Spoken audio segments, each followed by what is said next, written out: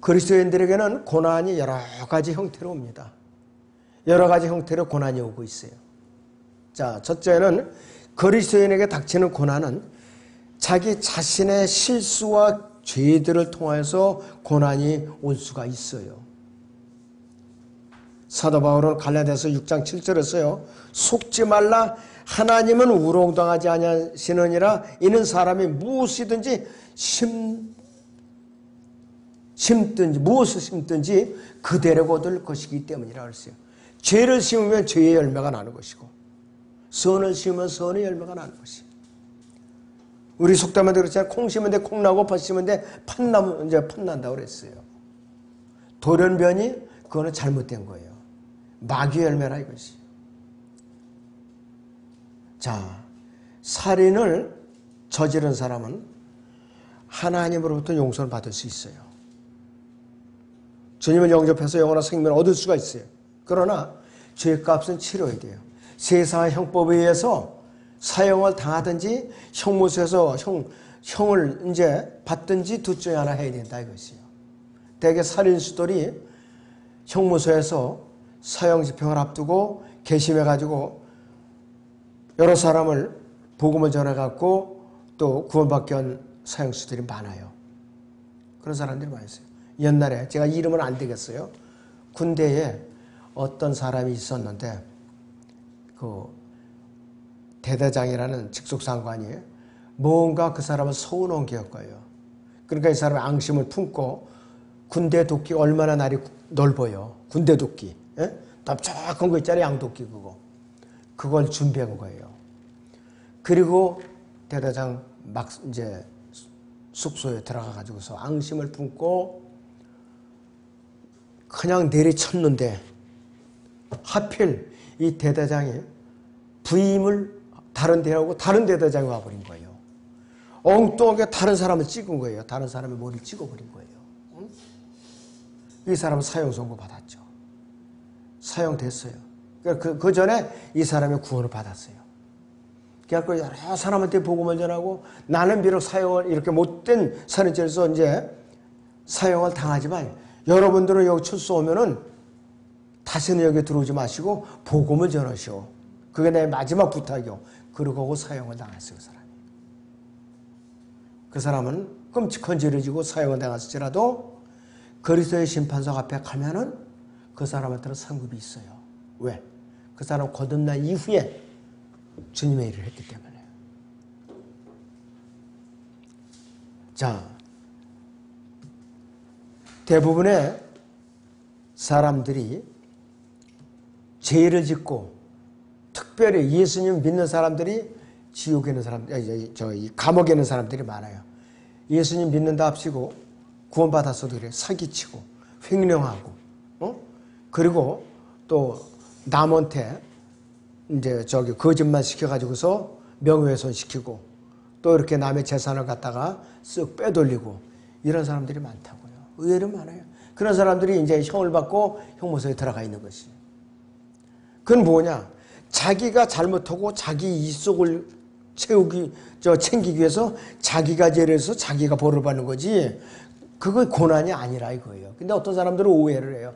아, 이것 자체도 하나님께서 나에게 주시는 고난이라고 이렇게 핑계를 댄다고요. 그건 아니에요. 그건 자기 잘못으로 인해서 벌 받는 거예요, 그거는.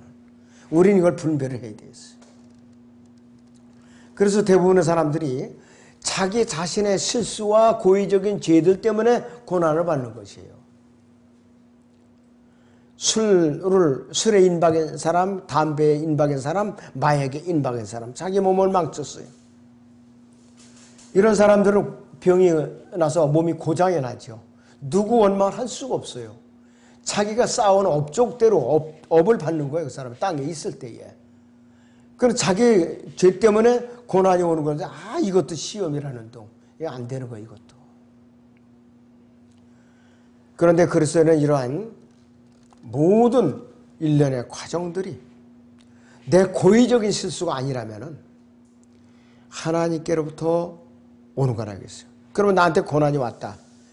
나는 고의적인 죄를 지었지 않는데 왜 나한테 고난이 왔을까? 주님 앞에 기도로서 물어봐야 돼요. 어떤 사람은요, 분명히 다른 사람들 입장에서 보면 저게 길이 아니에요. 근데 본인은 고집스럽게 자꾸 그 길을 간다 이거예요. 조언이라도 안 들어요. 나에게 주님께서 허락하신 일이라면서. 근데 객관적인 입장에서 다른 성도들이 보면 그 길이 아니거든요. 그런데 일이 자꾸 싫다 그랬잖아. 얽히기만 하면 돼 풀리질 않고. 근데 주님께서 이게 내가 주신 고난이라 이렇게 또 착각을 하는 사람들이 있다 이거예요. 이건 잘못된 거예요. 주님께서는 다른 그리스도인들을 통해서도 조언을 해주셔요. 이건 네 길이 아니다. 진로를 네가 바꿔라. 아니다. 사도 바울도 보세요. 예루살렘에서 내려온 아가보라는 선지자가 이 띠의 임자가 이렇게 결박을 당하리라 올라가지 마시오. 성령께서 3번이나 경고를 했어요. 고집시고 올라갔다 결박을 당해서 로마로 압송돼갖고 2년 동안 그 감옥에 그 연금돼가지고서 선교여행을 못 다녀서 많은 사람들이 구원을 못 받은 것이에요. 그건 하나님의 직접적인 뜻이 아니었었어요. 자, 또는 두 번째는 그리스도인에게 닥치는 고난은 다른 사람들의 실수와 죄들을 통해서 나한테 오세요. 내가 죄를 진 것이 아니라 다른 사람들이 실수와 죄들을 통해 내가 고난이 오는 것이에요. 그런데도 불구하고 모든 고난은요, 하나님의 허락이 없이는 오지 않아요, 나한테. 그런데도 불구하고. 만약 어떤 사람들이 우상 숭배자들이 있는 땅에서 태어난다면, 예를 들어서 모슬림 국가에 태어났다든지, 힌두교 국가에서 태어났어. 어쩔 수 없잖아요, 그거는. 그러니까 여기서 누가 복음을 듣고 거듭났어요. 이건 뭐 고난받는 건 이건 피할 수 없는 사실이에요. 이건 내 죄가 아니야, 이건. 그 국가의 종교와 관습 때문에 내가 고난을 받는 거라 이것이요. 이것이 바로 다른 사람들이 실수와 죄들을 통하여 고난을 받는 것이에요. 그리고 내가 우리나라의 경우도 그렇죠. 지독하게 제상을 차리는 집안. 거기서 가족이 하나 구원을 받았어요. 그때부터 난리가 난 거예요, 집안이. 이제 이거 이놈의 이 며느리가 우리 집안 들어갔고 이거 우리 집안 이제 망하게 생겼다고. 예수제가 들어가지고 우리 집안 망하게 생겼어 이거. 어? 이거 제상 차려야 되는데 어떡할 거야 이거 하면서 그냥 며느리에 대한 구박이 그냥 끊을 수 없이 쏟아지는 거예요. 이 며느리는 어떻게 해야 돼요? 무릎 꿇어야죠. 눈물을 흘려야죠. 한 사람이라도 우리 집안에서 좀 구원을 받게 해 주십시오. 그리고 울면서 기도를 하는 거라 이거죠. 제일 시급한 게 시어머니를 구원을 시켜야겠죠. 제일 그냥 구박이 심하니까. 그러면서 하나하나 복음으로 점령을 갈 때에 그 집안이 이제 싸움이 그치는 거예요. 목숨을 걸고 죽으면 죽으리다. 그렇게 그 가정에서 가족을 한 사람 복음을 전해서 구원을 받게 했을 때에 그 고난이 이제 끝나는 거예요. 그렇지 않고 몸살이고 자기 혼자만 움츠리고 있으면 그 사람은 떳떳하지는 못해요. 며느리고 야 너 제상 차려와 하면서 예 어머니 예 응? 그게 뭐 고난도 아니에요. 그거는 비겁하게 타협하는 거지.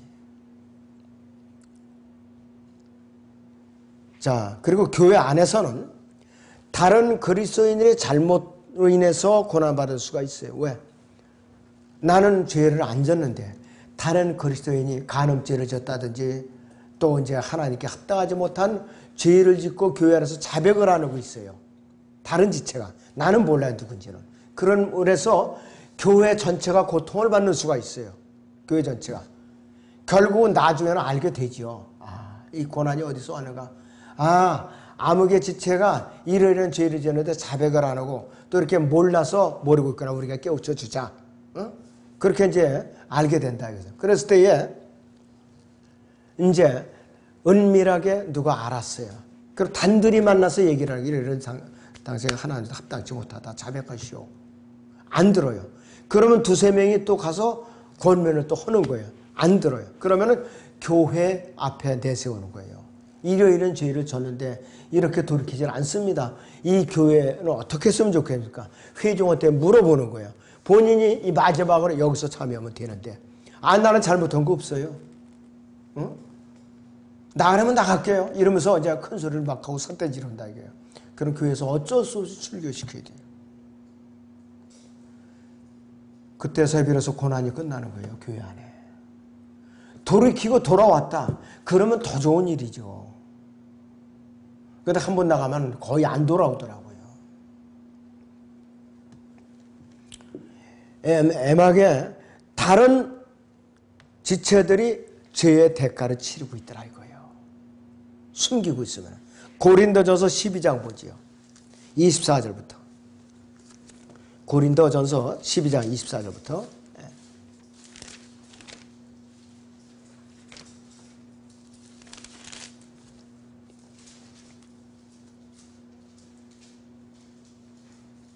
23절부터 봅니다. 우리가 덜 귀히 여기는 몸의 지체들에게 보다 많은 존귀로 입혀주며 우리의 아름답지 못한 지체들은 더욱 아름다운 것을 얻으며 우리의 아름다운 지체들은 요구할 것이 없느니라. 오직 하나님께서는 그 몸을 고르게 하사 부족한 지체에게 더 많은 존귀를 주셨으니 이는 몸 안에 분열이 없게 하실 뿐만 아니라 지체들이 서로에게 동일한 관심을 가지게 함이라. 만일 한 지체가 고통을 받으면 모든 지체가 그와 함께 고통을 받으며 만일 한 지체가 영광을 얻으면 모든 지체가 함께 기뻐하느니라 했어요. 교회 안에서 한 지체가 은밀하게 죄를 짓고 자백을 안 하면 다른 모든 지체들이 유기체로 연결되기 때문에 고통을 같이 받아요. 참여하고 뉘우치면 그 고통이 이제 거두어져요.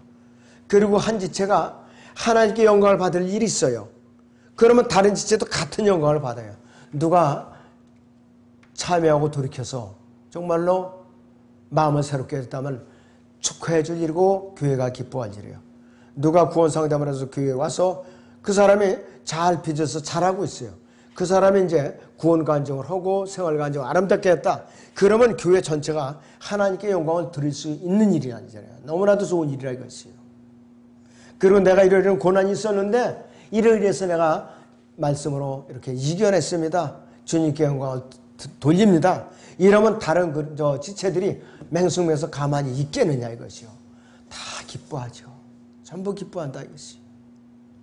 그럴 때는 그리스도인에 닥치는 고난은 교회 안에 다른 지체들로 인해서나 또 가족 안에 믿지 않는 지체들로 인해서나 믿지 않는 우상 숭배자들이 사는 땅에서 태어났을 때 이 세 부류에 의해서 고난이 올 수가 있다 이것이요.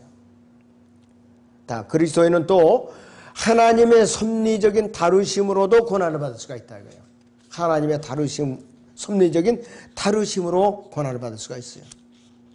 이것이 바로 오늘날 고난을 받는 그리스도인에게 아주 가장 납득하기 어려운 문제예요. 예수님께서는 갈보리 십자가에서 고난을 당하신 것은 아담 안에서 타락한 우리의 죄 때문이었었어요. 그분께는 죄를 알지도 못하는 분이에요. 우리의 죄와 허물로 인해서 스스로 죄와 저주가 되신 분이에요. 갈라디아서 3장 13절인 대로. 그래가지고 갈보리 십자가에서 우리 때문에 고통을 당하신 거예요. 그분 자신으로 봐서 전혀 고통을 당한 이유가 없어요.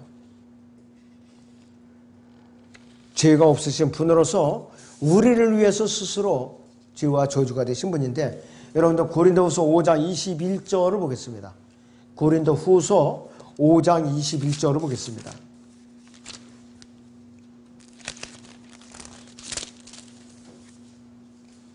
고린도후서 5장 21절을 보죠. 하나님께서 죄를 알지도 못하는 그를 우리를 위하여 죄로 삼으신 것은 우리를 하여금 그 안에서 그분 안에서 하나님이 의가 되게 하려 하심이라 그랬습니다. 하나님께서 그분의 모든 행위에 대해서 우리에게 일일이 설명을 안 하셔요.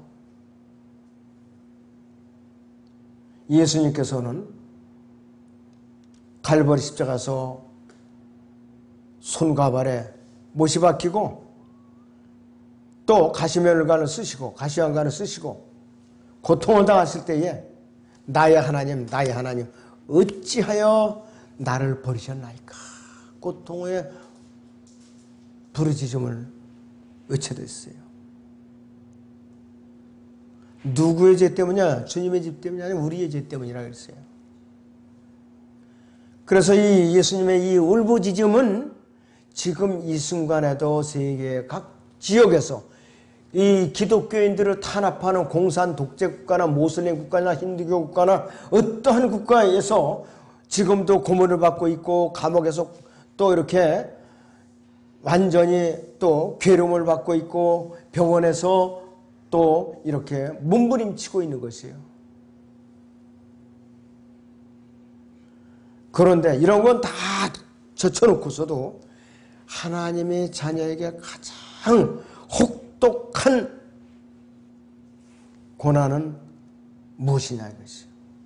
우리 그리스도인의 가장 혹독한 고난은 뭐냐 이것이.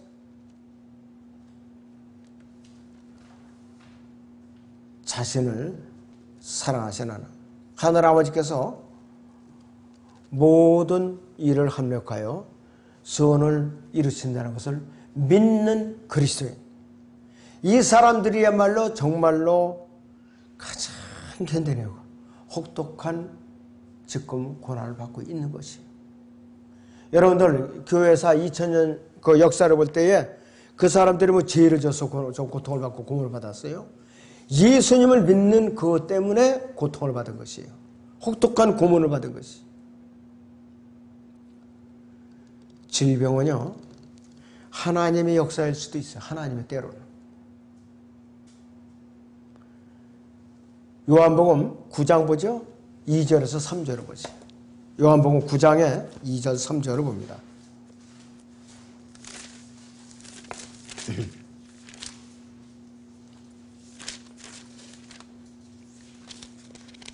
네.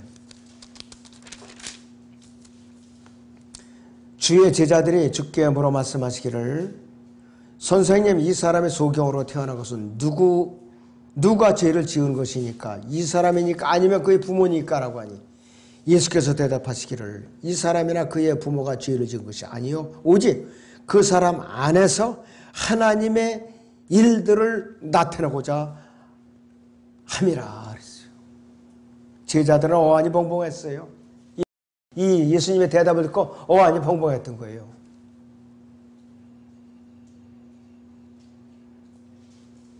(3절을) 다시 봅니다.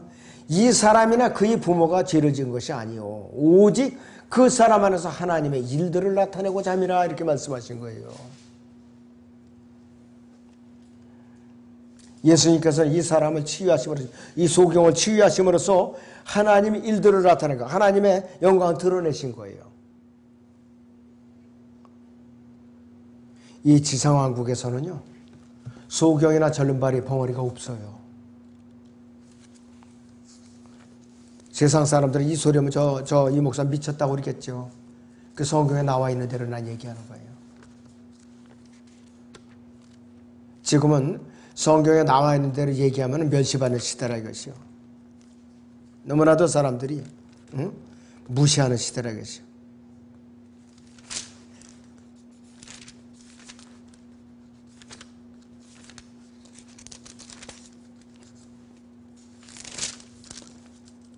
이사야 35장 봅니다.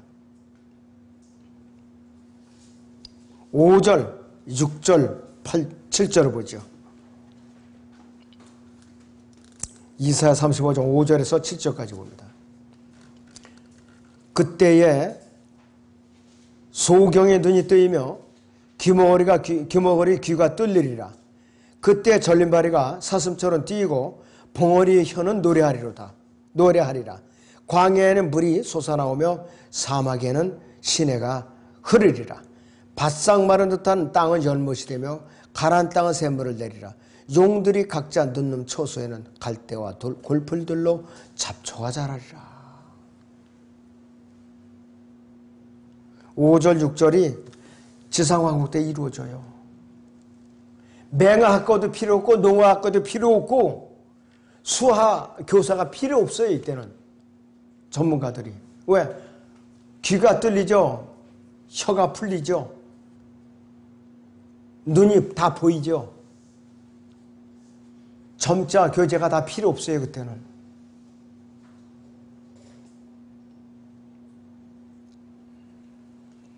예수님께서 소경을 치유하심으로써 하나님의 일들을 나타냈어요.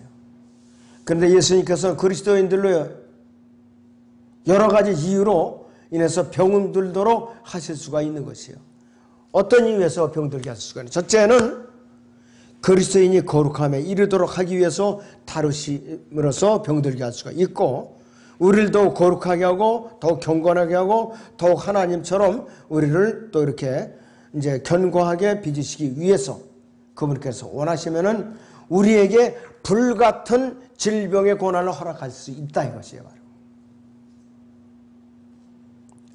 육체의 고난을 당한 분이 죄로부터 자유롭게 되었고, 따라서 하나님께서는 우리가 그분이 거룩하심에 참여하도록 우리를 정화시키시는 거예요.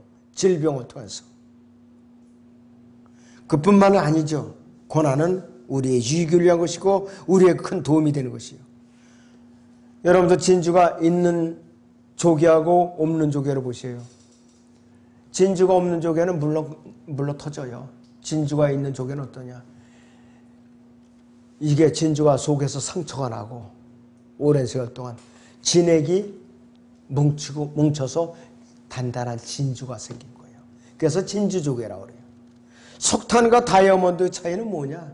똑같은 석탄이로다가 형성됐다가 오랜 세월 압력을 받아가지고 다이아몬드가 나온 거예요. 다이아몬드 광이 따로 있는 것이 아니라 석탄 광이 다져져서 다이아몬드가 나왔다 이것이. 자, 그래서 다이아몬드와 진주와 쓸모 있는 그리스도인들을 만들어내는 것은 오랜 고난이라는 압력과 고난을 통해서 또 이렇게 열매가 나오는 거라 이것이요. 고난이 없는 그리스도인은 없다 이것이.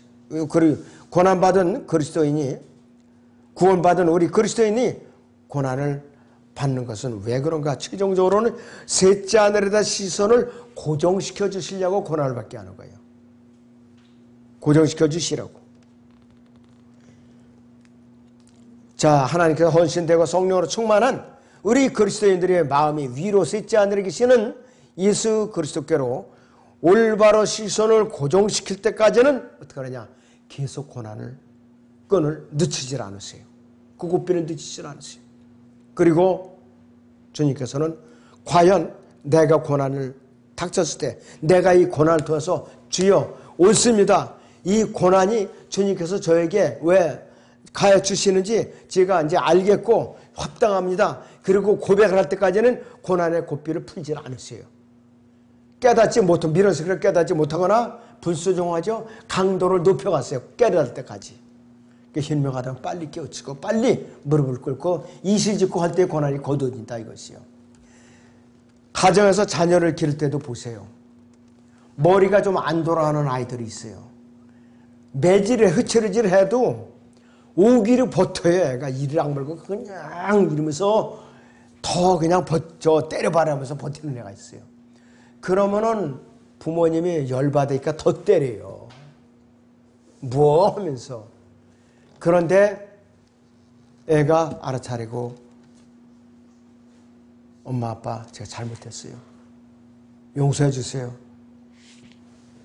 이제 앞으로 안 그러겠습니다. 그러면은 더 매질을 가하고 싶어도 매질을 가다가 양심의 가책을 못 받아요. 부모도 내가 너무 모질구나. 애가 이렇게 잘못했다 그러는데 이제 빨리 거둬야지. 매를 맞은 아이보다 매질을 한 이매비가 마음이 더 아픈 거예요. 애가 눈물을 흘릴 때 같이 껴안고 눈물을 흘리게 돼 있잖아요. 전부. 주님의 마음도 똑같아요.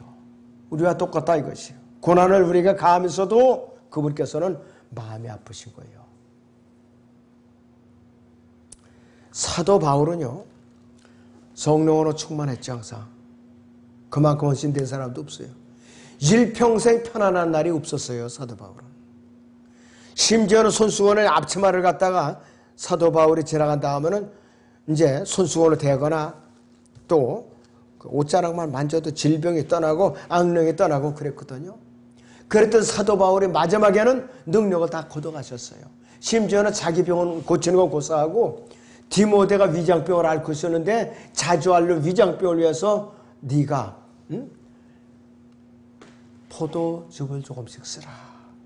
아니요. 그 능력 많은 사도가 한 번은 우시하고 안수해주면 금방 떠나가만 하는데 포도주를 조금씩 쓰라고 그랬어요. 말년에는 사도의 표적까지 다 걷어가신 거예요, 하나님께서. 그러한 하나님이에요. 그리고 그는 일평생 아팠고 그는 숨을 걸 때까지 의사 누가를 항상 데리고 있었어요. 누가도 같이 또 감옥에도 갔었죠. 모든 질병이 마귀로부터 오는 것도 아니에요. 모든 질병이 믿음이 없다는 이유로 오는 것도 아니에요.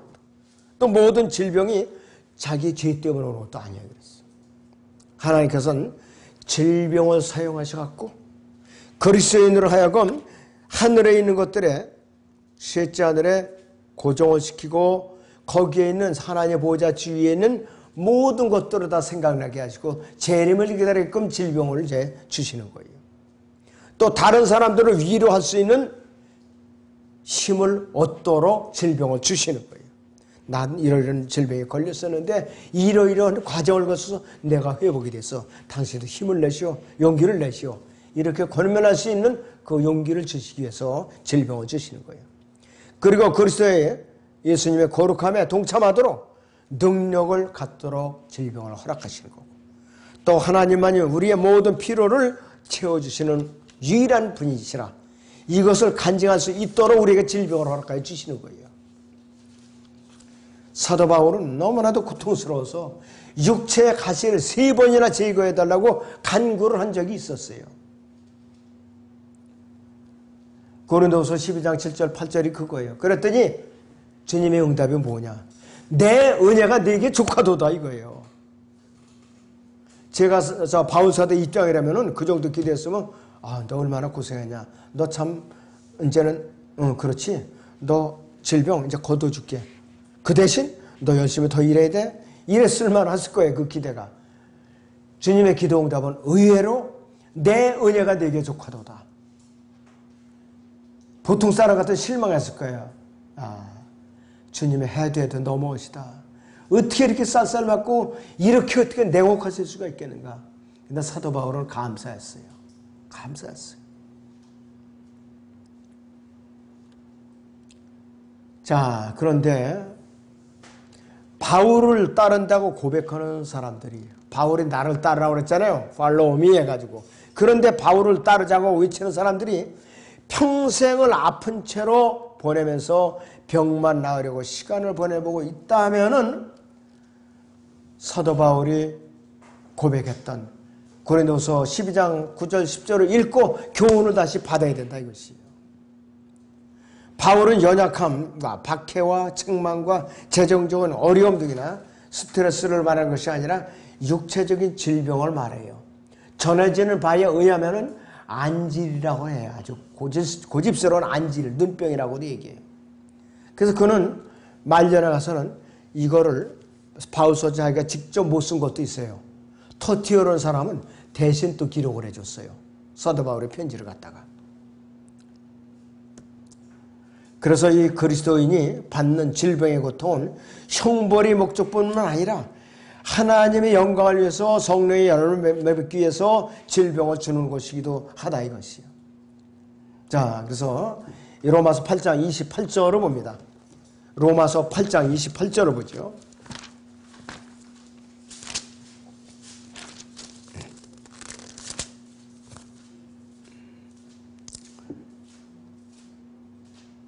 우리가 알거니와 하나님을 사랑하는 자들 곧 그분의 목적에 따라 부르심을 받은 자들에게는 모든 일이 합력하여 선을 이루느니라 이렇게 말씀을 하고 있어요. 우리는 하나님의 섭리적인 다루심에 의해서 고난을 받아들이기보다는 어떻게 하느냐, 어떻게 하면 이 고난을 모면할 수 있을까, 빠져나갈 수가 있을까, 이런 궁리만 하고 있다 이것이에요. 이러한 태도는 고난을 더 가중시킬 뿐이에요. 고난을 더 오는 거예요. 가중시킬 뿐이라 이것이죠. 그래서 우리는 주님께서 주시는 고난을 갖다 무시하거나 우리가 주님이 주시는 고난에 대해서 반항을 해서는 안 돼요. 주님께. 절대로 반항해서는 안 돼요. 그러한 태도는 고난을 우리가 가중시킬 뿐이라 이것이죠. 그리고 고난을 받는 것에서 두려워서 포기해도 안 되는 거예요. 우리가. 뒤로 물러나서도 안 된다 이것이죠. 예수님께서 내 은혜가 되게 충분하도다. 이 바울에게 내려진 이 명령이 우리와 무관하지 않아요. 우리하고도 밀접한 관계가 있어요. 우리의 이 시대에도. 그리스도인하고 가시와 시련과 고통을 이제 지고 갈 수 있는 은혜를 우리가 주시려는 목적으로 우리에게 고난을 주시는 거예요. 만약 우리가 하나님의 뜻에 기쁘게 순종해서 하나님의 뜻을 수용하고 우리의 성장에 대해서 하나님께 고난을 이겨내고 감사한다면 가장 고귀한 승리예요. 이거야말로. 가장 값진 승리라 이것이. 사도 바울은 평생 육체적인 질병에 시달렸지만은 결코 그는 기도응답을 통해서 치유는 못 받았어요. 그럼에도 불구하고 그는 타락하지도 않았고 그는 주님을 저버리지도 않았고 세상으로 돌아간 적도 없었고 원망한 적도 없었고 오로지 감사하기만 했어요. 일관되게 감사했어요. 그리고 사도 바울은 구원받기 이전에 자신의 양심을 구원받은 이후에도 그대로 갖고 있었어요. 율법에 관해서는 그는 바리새 인중의 바리새인이고 흠잡을 데가 없었고 베냐민 있고 그 다음에 가말리엘 지파에서 교육을 받은 수제자, 지금으로 말하면 서울대학교 대학원 박사과정이나 틀림없었던 사람이라 이것이에요. 그래서 우리가 현재 겪고 있는 시련과 고난과 문제들은 하나님의 은혜와 능력을 간증하기 위해서 하나님께서 주신 것이에요. 우리는 이것들을 통해서 구원받지 못한 이 사람은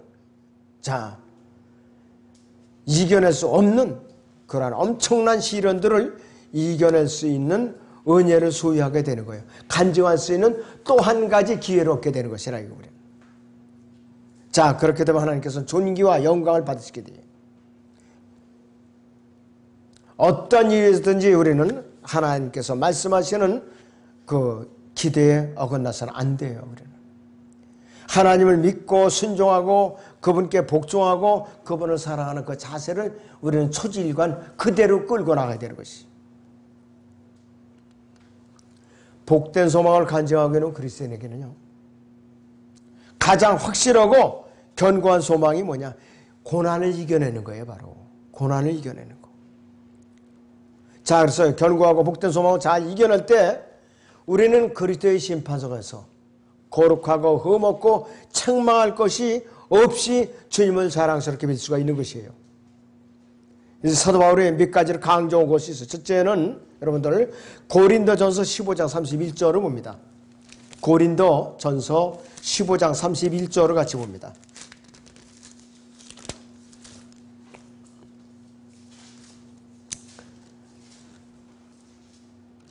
고린도전서 15장 31절. 내가 그리스도 예수 우리 주 안에서 지니고 있는 너희의 자랑으로서 단언하니 나는 매일 죽노라 그랬어요. 나는 매일 죽노라 그랬어요. I die daily라 그랬어요.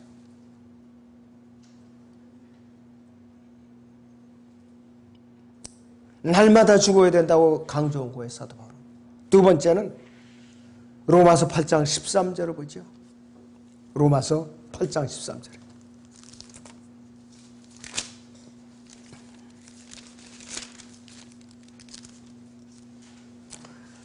너희가 육신을 따라 살면 죽을 것이나 성령을 통하여 몸의 행실을 죽이면 살리라 그랬어요. 이건 경고죠. 몸의 행실을 죽여야만 하고 모든 고난을 잘 견뎌내고 오직 위에 있는 것에만 마음을 두어야 된다 이거예요. 이것이 고난을 이길 수 있는 유일한 승리의 비결이에요. 여기서 우리 잠시 골로새 3장을 보고 마치죠. 골로새 3장을 봅니다.